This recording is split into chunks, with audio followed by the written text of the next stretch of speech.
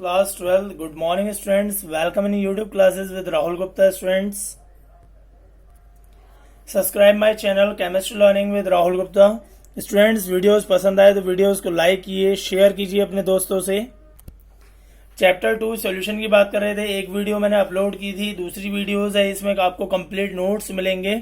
Pen और notebook ले लीजिए और नोट डाउन करना स्टार्ट कीजिए जल्दी से। सो स्टूडेंट्स, हम बात कर रहे थे solubility of a gas in liquid, Raoult's law and non ideal solution के बारे में। देखिए, कार्बन डाइऑक्साइड और ऑक्सीजन गैस की बात कर रहे थे हम, किस तरीके से ग्राफ में आपको एक्सप्लेनेशन है। अब स्टूडेंट्स, आपको पता होना चाहिए कि हमारी जो एक्वेटिक लाइफ होती है उसमें भी ऑक्सीजन की उन एनिमल्स को जरूरत होती है। सो वही परसेंटेज हमारी जो ऑक्सीजन प्रेजेंट होती है वाटर के अंदर, वो हमारे इससे रिप्रेजेंटेशन किया गया है। ये किस तरीके से प्रेशर अप्लाई करने पर गैस फेज लिक्विड फेज में डिसॉल्व होने लगती है। जैसे जैसे हम प्रेशर अप्लाई करते हैं वैसे वैसे ही ये जो गैस फेज होती है यानी गैस पार्टिकल्स होते हैं, ये आपके लिक्विड फेज में मिक्स होने लगते हैं। स्टूडेंट्स देखिए, हमारे पास दो बीकर हैं। इन दोनों बीकर में यदि हम अलग अलग प्रेशर अप्लाई करें, एक में P1 प्रेशर, एक में P2 प्रेशर अप्लाई करें, तो उन दोनों की जो सॉल्युबिलिटी रहेगी गैस फेज की लिक्विड फेज में, ये भी डिफरेंट रहेगी, क्योंकि गैस पार्टिकल्स पर प्रेशर का ही जो सबसे ज्यादा इंपॉर्टेंट रोल होता है। देखिए, विलियम हैरी ने इसको एक्सप्लेन किया था हेनरी लॉ के थ्रू। हेनरी लॉ में क्या कहा गया था? At a constant temperature the solubility of a in a liquid is directly proportional to the pressure of a gas. उसे जॉन डाल्टन ने भी एक्सप्लेन किया गया था। जॉन डाल्टन ने भी solubility of a gas in liquid को explain किया था अपने अकॉर्डिंग। तो उन्होंने क्या बताया था? The solubility of a gas is the function of its partial pressure. इनके अकॉर्डिंग जो गैस की सॉल्युबिलिटी थी वो मोल फ्रैक्शन पर यानी कि एक्स की वैल्यू पर डिपेंडेंट थी। इस तरीके से हम इसमें इक्विपमेंट फिक्स करके सॉल्युबिलिटी कैलकुलेट करेंगे। देखिए हेनरी लॉ का जो मोस्ट कॉमन विजन था, the partial pressure of a gas is vapour phase is proportional to the mole fraction of a gas x in the solution. उनका जो पूरा statement था, ये इंपॉर्टेंट स्टेटमेंट था, यानी जो वेपर फेज होती है यानी उसका पार्शियल प्रेशर गैस का, वो डायरेक्टली प्रोपोर्शनल होता है एक्स के, यानी P is directly proportional to x and PH and P equal to KH(x), where KH is a Henry law constant.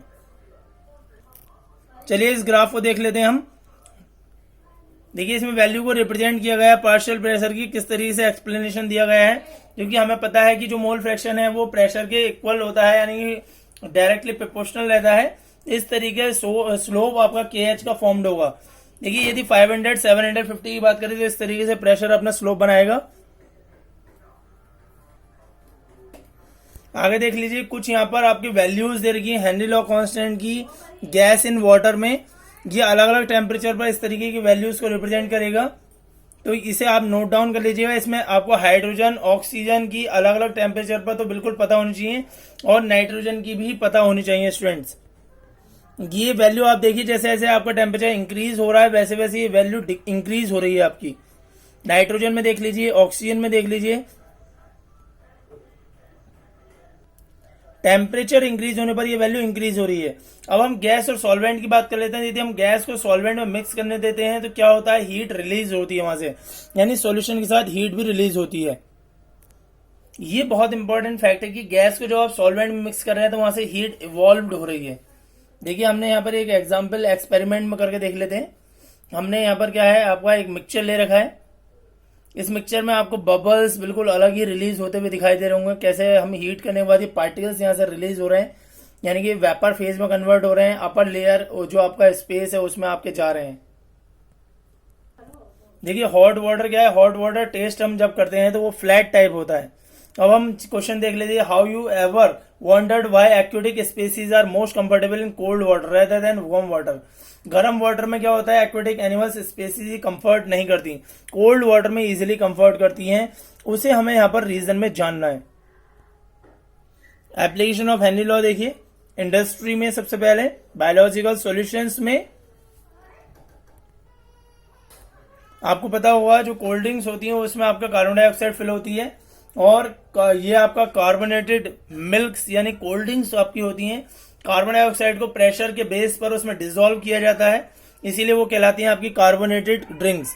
जैसे ही आप उसमें से आपको उसका कैप ओपन करते हैं तो कार्बन डाइऑक्साइड तेजी से बबल्स की फॉर्म में बाहर रिलीज होती है। That is the main use in industries. उसके बाद आता है आपका स्क्रूबर डाइवर्स, जो आपके पानी की गहराई में आपके ड्राइविंग करते हैं उन ड्राइवर्स के लिए जब वो नीचे की साइड जाते हैं तो क्या होता है, उनके ऑक्सीजन का जो प्रेशर होता है वो कम होता जाता है, यानी ऑक्सीजन का लेवल बॉडी में कम होता चला जाता है। तो उस लेवल को इंक्रीज करने के लिए वो ऑक्सीजन सिलेंडर अपने साथ लेके जाते हैं ताकि उनकी बॉडी में ऑक्सीजन का अमाउंट कम ना हो। और स्टूडेंट, जब इसका डायरेक्टली इफेक्ट हमारी बॉडी पर पड़ता है तो उसमें क्या होता है, डॉट डॉट टाइप के इसमें एक स्पॉट टाइप बनते चले जाते हैं हमारे ब्लड्स में, क्योंकि वो वाटर मॉलिक्यूल्स के साथ वहां से पास होते चले जाते हैं। तो ये भी इंपॉर्टेंट पॉइंट है आपका स्क्रूबा डाइवर्स वाला। ये हमारा बायोलॉजिकल सॉल्यूशंस में आता है एप्लीकेशंस के। अब जब कंटिन्यूअसली इस तरीके के बेंड्स एंटर करेंगे तो क्या होता है, हमारी बॉडी में जो हमारी जो नली होती है सांस लेने वाली, उसमें बेंड टाइप यानी ब्लडिंग वहां पर मतलब एक तरीके स्पॉट टाइप बन जाते हैं जो हमें सांस लेने में हमें परेशानी दाखिल करते हैं। So that is the artificial breathing mixture. हम क्या करते हैं, आर्टिफिशियल ब्रीथिंग के लिए हम ऑक्सीजन, नाइट्रोजन, हीलियम लेते हैं। Oxygen 32.1%, nitrogen 56.2%, helium 11.7%। मेनली इसमें जो यूज होता है वो आपका ऑक्सीजन ही यूज होता है, बट नाइट्रोजन का अमाउंट इसलिए यूज होता है क्योंकि हम एक्वाटिक एरिया में एंटर कर रहे हैं और नाइट्रोजन जो होती है वो आपकी उस चीज को, मिक्सचर को मिक्स होने नहीं देती है। वहां पर नाइट्रोजन जो है वो क्या करती है, मिक्स होने नहीं देती है।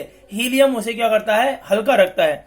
ऐसे ही हमारा जब माउंट एवरेस्ट पर यानी हाई एल्टीट्यूड पर जब हम जाते हैं तो वहां पर क्या होता है, प्रेशर लो होने लगता है, यानी हमारे शरीर में भी एक तरह की अलग अलग डिसीजेज बनने लगती है जिसे बोलते हैं हम एनेक्सिया फॉर्म्ड हो जाती है, क्योंकि प्रेशर बढ़ने लगता है, ऑक्सीजन का जो अमाउंट है वो कम होने लगता है बायोलॉजिकल सॉल्यूशंस में। और एनोक्सिया में जो हाई एल्टीट्यूड्स पर जाते हैं माउंटेनर्स, उनमें 3 तरीके की प्रॉब्लम हो जाती है। ऑक्सीजन की सप्लाई कम हो जाती है, वीकनेस होने लगती है उनके अंदर बॉडी में। ये बहुत इंपॉर्टेंट है, उनके माइंड का जो कंट्रोल होता है वहां पर वो लॉस हो जाता है जाकर। अब बात करते हैं हम vapour pressure of binary solution के स्टूडेंट्स। तो देखिए 2 चीज में आप कैलकुलेट करेंगे, liquid in liquids and solid and liquids में। अब लिक्विड इन लिक्विड्स में क्या आता है, वॉलेंटाइल लिक्विड्स या कंप्लीटली मिक्सेबल, यानी कि जो आपस में पूरी तरीके से मिक्स हो जाए। इस चीज को राउल्ट्स ने एक्सप्लेन किया था। हम उनको लॉ को हम बोलते हैं राउल्ट्स लॉ। इस तरीके के मिक्सचर से उन्होंने आइडेंटिफाई किया था और एक्सप्लेनेशन दिया था, आइडियल और नॉन आइडियल सॉल्यूशन को एक्सप्लेन किया था अपने लॉ से। तो उन्होंने क्या बताया था, partial vapour pressure of each component the solution is directly proportional to the mole fraction in its solution. उन्होंने वहां पर अलग अलग इस तरीके से वेपर प्रेशर दिया, कंपोनेंट 1 का partial pressure 1, component partial pressure 2 का P2। यहाँ पर इस तरीके से आपने उसमें वेपर प्रेशर को रिप्रेजेंट किया सॉल्यूशन में, क्योंकि आपकी 2 चीजें होती हैं, एक होता है आपका सॉल्वेंट, एक होता है सॉल्यूएंट। तो P1 is directly proportional to X1 और इसे आप कह देंगे P1 is equal to P01 X1। यहाँ पर P01 क्या है, vapour pressure of pure component 1। इसी तरीके से P2 के लिए हो जाएगा P2 equal to P2 not X2। दोनों की वैल्यू आप ले लेंगे। यहाँ पे P2 क्या रहेगा, vapour pressure of pure component 2। देखिए Dalton's law of partial pressure आपने क्लास 11 में पढ़ा था कि हमारे किसी भी सॉल्यूशन का जो टोटल प्रेशर होता है वो आपके total pressure P1 plus P2 यानी सॉल्यूट सॉल्वेंट के इक्वल होता है। P1 P2 की वैल्यू इसमें पुट कर लेंगे, P total equal to X1 P1 not plus X2 P2 not. इस तरीके से बाइनरी सॉल्यूशन की बात करें तो बाइनरी सॉल्यूशन का मतलब कि उसमें एक सॉल्यूट एक सॉल्वेंट प्रेजेंट है और उसमें मोल फ्रैक्शन जो होता है वो इक्वल टू 1 के होता है, यानी X1 plus X2 equal to 1 होता है। So we can say that X2 is equal to 1 minus X1। X1 की वैल्यू आपने निकाल ली यहां से और उसमें इक्वेशन में पुट कर देंगे आप X1 की वैल्यू। देखिए इस तरीके से हमने X1 की वैल्यू को यहां से रिप्लेस कर दिया 1 माइनस X2 से। इस ग्राफ को बहुत इंपॉर्टेंट तरीके से समझ लेना, इसी से आपको आइडियल और नॉन आइडियल सॉल्यूशन एक्सप्लेन होगा। देखिए हमने एक तरफ लिया है सॉल्यूट का प्रेशर 0, एक तरफ लिया है सॉल्वेंट का प्रेशर 0। जब मोल फ्रैक्शन की बात करेंगे तो आपको पता है कि मोल फ्रैक्शन की जो वैल्यू होती है वो 0 से 1 के बीच में ही होती है। तो हमने एक तरफ क्या करा, हमने सॉल्यूट का प्रेशर को रिप्रेजेंट कर दिया, दूसरी तरफ आप सॉल्वेंट का रिप्रेजेंट करेंगे और फिर टोटल प्रेशर यानी Pt इक्वल टू P01 यानी P1 प्लस P2 को रिप्रेजेंट करेंगे आप। इन तीनों लाइनों को ध्यान से देखिएगा आप लोग।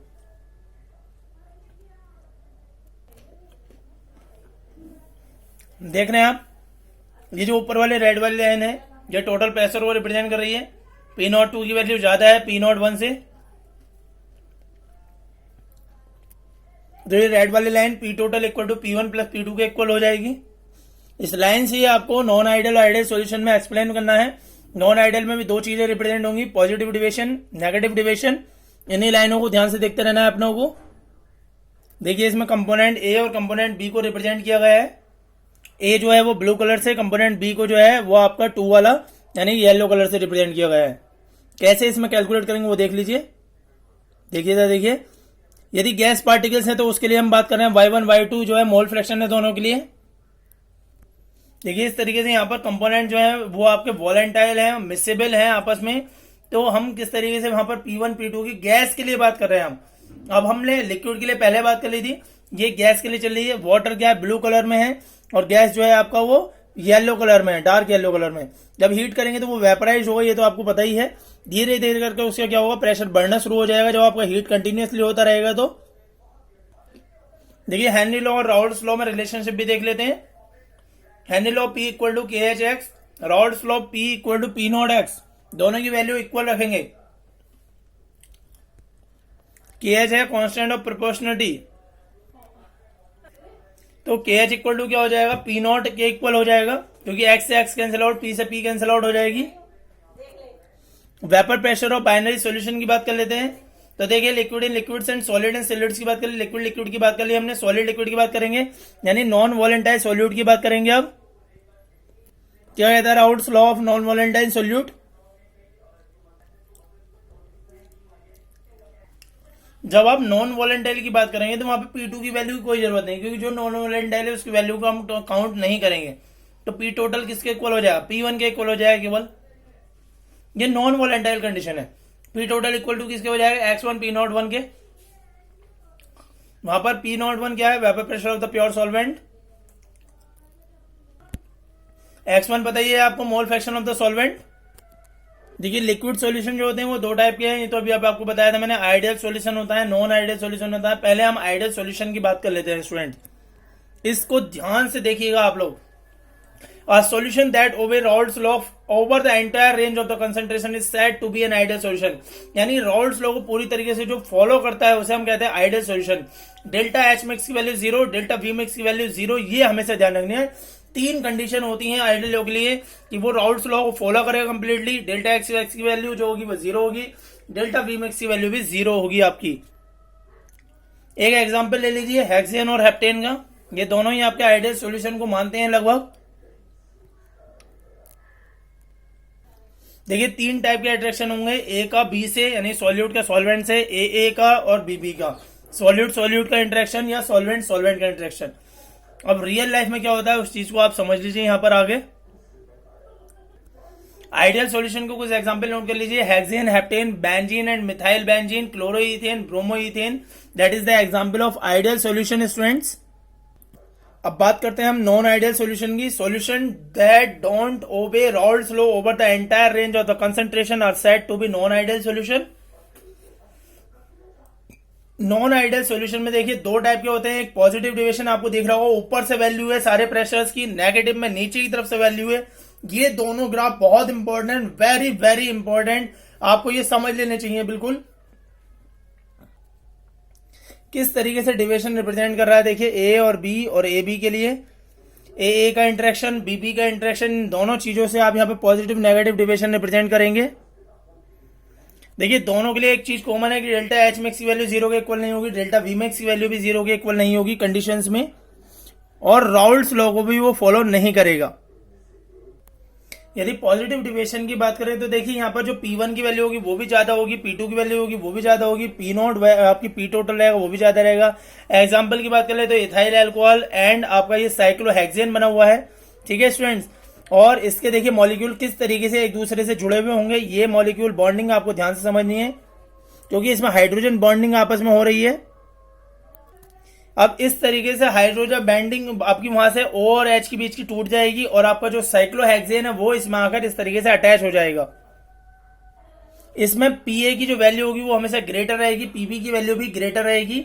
सो P1 greater than XA P0 A, X Pb is also greater than जब पीए और पीबी की वैल्यू ग्रेटर रहेगी, इसका मतलब तो आपका टोटल प्रेशर है वो भी इक्वल रहेगा। डेल्टा एक्स मिक्स की वैल्यू भी ग्रेटर रहेगी, डेल्टा वी मिक्स की वैल्यू भी ग्रेटर रहेगी। So we can say that PT is greater than x A P not A plus x not x B P not B. इसके example यहाँ पे देख लीजिए आप, मिथेनॉल यानी methyl alcohol plus water, carbon tetrachloride plus chloroform. ये example important है आपके पॉजिटिव डिविएशन के लिए। देखिए एट्रैक्शन जो रहता है वो सॉल्यूट और solvent particles, solute particles, solvent particles के बीच का होता है। अब आप नेगेटिव डिविएशन को समझिए। यहाँ पर नेगेटिव डिविएशन में जो तीनों वैल्यू रहती हैं वो हमेशा लोअर रहती है, यानी P1 की वैल्यू भी लोअर है, P2 की वैल्यू भी लोअर है, और जब इन दोनों की टोटल आप करेंगे तो वहां पर P टोटल भी लोअर बन जाएगा। सो P टोटल यहाँ पर बिल्कुल उल्टा होता है। P टोटल की जो वैल्यू होती है वो आपकी लोअर रहती है, कम रहती है। अब इसका एग्जाम्पल यहाँ देख लीजिए। एक देखिए यहाँ पर बॉन्डिंग किस तरीके से रिप्रेजेंट की गई, कार्बन टेट्राक्लोराइड की है, और दूसरा आपका 3 कार्बन है, देखिए प्रोपेनल है, ठीक है, प्रोपेनॉल और कार्बन टेट्राक्लोराइड। देखिए पी नॉट पी ए की वैल्यू लोअर, पीबी की वैल्यू लोअर है, तो पी टोटल भी आपका लोअर हो जाएगा इसमें। डेल्टा एच मिक्स की value negative, delta V mix की वैल्यू भी नेगेटिव रहेगी, नेगेटिव डिविएशन है। एग्जाम्पल देख लीजिए, phenol, aniline, chloroform, diethyl ether, ये एग्जाम्पल है इसके नेगेटिव डिविएशन के। दोनों को ध्यान से देख लीजिए। देखिए पॉजिटिव डिविएशन में पी टोटल की वैल्यू ज्यादा रहेगी, और नेगेटिव डिविएशन में पी नॉट जो पी नेगेटिव की वैल्यू है, पी टोटल है, वो आपकी वैल्यू कम रहेगी वहां पर। देखिए इस चीज को बहुत ध्यान समझ लीजिए। यहाँ पर ये इक्विपमेंट आपका लगा हुआ है, किस तरीके से एजियोट्रॉप वर्क करेगा। एक नई टर्म है आपके पास, एजियोट्रॉप क्या होता है, रिसीवर है ये आपके लिए। मिक्सचर है आपके पास, एयर कंडेंस कर रहे हैं, वाटर इनलेट्स कर रहे हैं, वाटर आउटलेट्स भी कर रहे हैं आप, वाटर कंडेंसर वर्किंग कर रहा है इसमें। एजियोट्रॉप्स की बात कर लेते हैं, एजियोट्रॉपिक मिक्सचर क्या होता है, इससे आपको बिल्कुल क्लियर समझ में आ जाएगा। 2 टाइप के होते हैं, minimum boiling mixture, maximum boiling mixture. Students देखिए मैक्सिमम वेपर मिक्सचर जो होता है वो मिनिमम बॉइलिंग एजियोट्रॉप मिक्सचर में वर्क करता है, यानी यदि आपका पी पॉजिटिव डिविएशन है तो वहां पर आपको minimum boiling azeotrope mixture use करना होगा। ये चीज आपको ध्यान से समझ लेनी है। और इसका जस्ट अपोजिट, यदि मिनिमम वेपर प्रेशर है तो वहां पर maximum boiling azeotrope pressure use होगा। ठीक है स्टूडेंट्स, ये आपकी पी टोटल की वैल्यू जो है उसे आपको डिपेंडेंट उस पर करती है। देखिए इस ग्राफ को देख लीजिए, वाटर इथेनॉल सिस्टम है जिसमें मिनिमम बॉइलिंग एजियोट्रॉप्स यूज किया गया है। एक में वाटर आपकी 0 ले ली है मोल फ्रैक्शन, इथेनॉल की 100 हो गई, वाटर की 100 ले ली, दूसरी तरफ इथेनॉल की 0 ले ली। तो किस तरीके से आपका पॉजिटिव डिविएशन का इफेक्ट हो रहा है, यानी मिनिमम बॉइलिंग एजियोट्रॉप्स हो रहा है। अब मैक्सिमम बॉइलिंग एजियोट्रॉप्स देख लीजिए, नेगेटिव डिविएशन का ये ग्राफ है। पी टोटल की वैल्यू क्या है, यहाँ पर लोअर है, मिनिमम वेपर मिक्सचर यूज हो रहा है, तो maximum boiling azeotrope mixture use किया जाएगा। बहुत ध्यान से समझ लीजिए इसे स्टूडेंट्स। इस ग्राफ को देख लीजिए स्टूडेंट, इसमें वाटर और नाइट्रिक एसिड का आपका एजियोट्रॉप लेगा है, जिसमें मैक्सिमम बॉइलिंग एजियोट्रॉप फॉर्म्ड हो रहा है आपका इस टेम्परेचर पर। बहुत ध्यान से देख लीजिए स्टूडेंट, यहाँ पर इस ग्राफ से आपको बिल्कुल क्लियर हो जाना चाहिए कि टेम्परेचर का इफेक्ट यहाँ पर किस तरीके से पड़ रहा है। क्वालिटेटिव प्रॉपर्टीज की बात करते हैं, property of the solution that depends only on the number of the solute particles in the solution and are independent of the chemical identity of the solute particles. यानी नॉर्मली केवल किस पर बात करेगी, total number of solute particles. So qualitative properties are properties that depend on the concentration of the solution and not on the nature of its constituents. Qualitative property आपकी 4 होती हैं, relative lowering of vapour pressure of the solvent, depression of its freezing point, elevation of the boiling point, osmotic pressure of the solution. चारों आपकी qualitative properties हैं। चलिए students बात करते हैं हम क्वालिटेटिव प्रॉपर्टी की। First qualitative properties, relative lowering of the vapour pressure of the solvent. देखिए इसमें हम बात करेंगे किस तरीके से वेपर प्रेशर इफेक्ट होता है सॉल्वेंट के डिसॉल्व होने पर। According to Raoult's law, vapour pressure of the pure solvent P01 और vapour pressure of the solvent in the solution P1। इस तरीके से हम यहाँ पर कैलकुलेट करेंगे, ठीक है। तो P1 is equal to x P01 होता है, x1 mole fraction of the solvent, P01 vapour pressure of the pure solvent, delta P1 is equal to P01 minus P1। ये आपका फॉर्मूला यहाँ पे यूज होगा स्टूडेंट्स। देखिए P01 minus x1 P01, P101 common ले लेंगे, 1 माइनस x1, यानी delta P1 is equal to P01 bracket 1 minus x1। In a binary solution 1 minus x1 किसके इक्वल होता है, आपका x2 के इक्वल होता है। x2 है आपका mole fraction of the solute. Delta P1 is equal to P01 x2। अब P01 delta P1 upon P01 जो है वो relative lowering of vapour pressure है। किसके इक्वल हो जाएगा, x2 के मोल फ्रैक्शन के इक्वल हो जाएगा students. So P01 minus P1 upon P01 is equal to x2 हो जाएगा। So P01 minus P1 upon P01 is equal to x1 plus x2 plus x3। Okay student, if N1 and N2 are the number of moles that of the solvent and solute, P01 minus P1 upon P01 that is relative lowering in vapor pressure किसके equal होगा आपका, mole fraction यानी कि N2 upon N1 plus N2 के। N2 जो है वो बहुत लोअर वैल्यू होगी N1 के कंपैरिजन में डाइल्यूट सॉल्यूशंस के लिए। So P01 minus P1 upon P01 equal to N2 upon N1 हो जाएगा, और N1 इक्वल टू होगा W1 upon M1, N2 W2 upon M2। तो फॉर्मूला हो जाएगा P01 minus P1 upon P01 equal to W2 into M1 upon W1 into M2। ये formula आपको use करना है relative lowering of vapour pressure of the solvent के लिए। W1 mass of the solvent, W2 mass of the solute, M1 molar mass of the solvent, M2 molar mass of the solute.